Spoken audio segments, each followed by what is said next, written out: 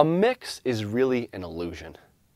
We have two speakers, but we're trying to create a sense of a three-dimensional environment.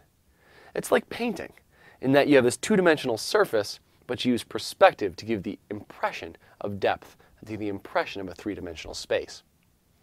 With two speakers, we have a number of things that we can use to give the impression of a realistic space.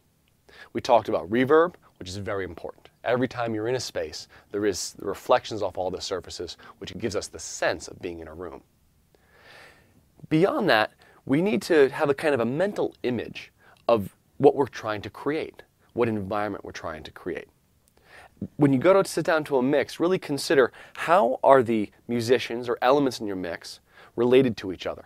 How are they related in space to each other? And how is the listener related to all that information, to that space? So you're thinking of the dimensions of all those different areas.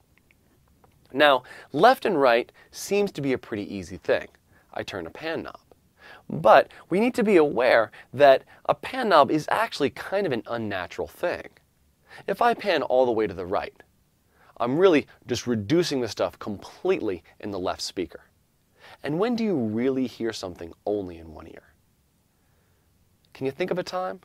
The only time I can really think I hear something in one ear is when someone's whispering in one of my ears, or a mosquito is flying right next to one of my ear. In fact, a really quiet thing really close to one of your ears is the only time you really hear it in a single side. Usually, you hear a sound in one ear and you hear a delayed copy in the other ear. So in fact, this idea of delay has a really big influence on stereo location. And if you were to pan all the way to one side, it is quite unnatural. So we want to be aware of that. And that's another way delay effects can really become useful in creating a wide stereo mix. Now, when you're playing from speakers, it isn't that big a deal, because when I hear something out of the right speaker, I also hear it in my left ear. But always consider your listener. And a very common listening environment is wearing headphones. And if you're going to look at this idea of how you stereo locate, you kind of locate things left and right based on a slight delay, research the Haas effect. It's a really interesting study, and it's another psychoacoustic term that has a great impact on our mixes.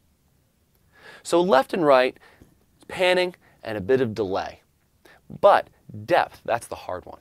How far away something is, that's pretty difficult. That's that perspective idea when painting. And I think there's four really important ways we can give the impression of something being far away or something being close. But before I rattle off the list, I'd like to mention that everything in a mix is relative. There are no absolutes. You can't really say, I'm making this mix loud, because the user always has a volume control. They can always turn that down. All you really have control of are the relative things, how one element in your mix is related to another.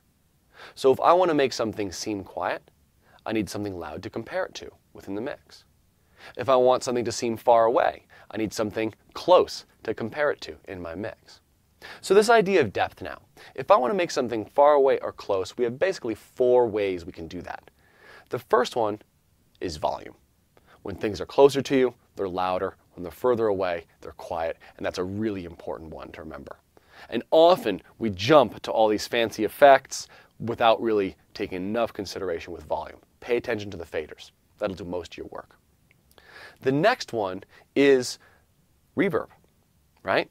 The further something away is, the more reverb it's going to have. In fact, it's kind of a dry wet. And we notice that all over the place. If I bring a mic closer to my instrument that I'm recording, there's less of the room and more of the dry signal. As I move that mic further away, there's more of the room and less of that dry signal. So that dry wet knob, or that send amount, if you're setting up parallel signal flows, that's going to be a really big impact of something far away or closer. The thing that's far away is going to be wetter, and the thing that's closer is going to be drier. Another important aspect of this distance is the high end. Things far away will be duller, and things closer will be brighter. Surfaces around us and the air itself actually absorbs the high end. So things farther away are naturally duller. So that high shelving filter will be a really important distance cue for us. It's closer, brighter, further away, a little duller. And the final one that's an interesting distance cue is actually stereo width. And this is particularly important on stereo instruments. Like, let's say I have a piano. If I am the player of the piano, playing piano sitting right here, I'm going to hear the high end of the piano, those high notes, all the way over on this side.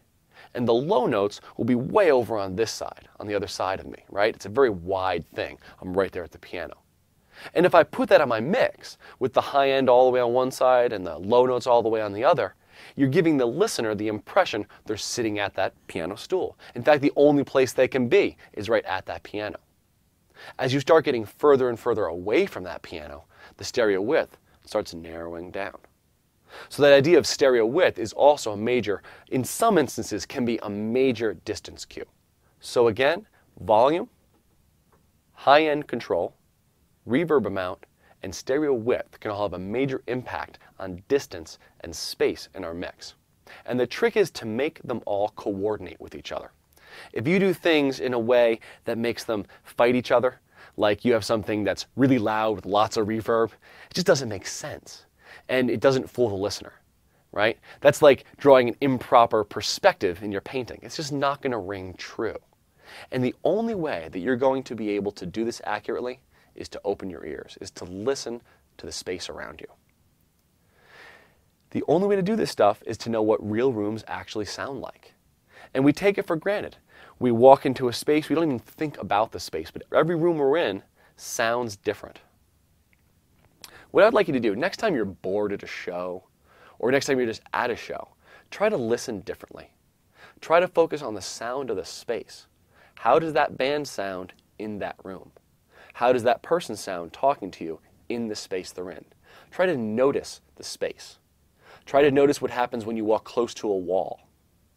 Notice what happens when a news reporter turns his head and you hear a little bit of comb filtering. The key to mixing is observing. Because the only way you're going to be able to do this accurately, the only way you're going to be able to fool the listener to create that illusion is if you know what the real thing sounds like.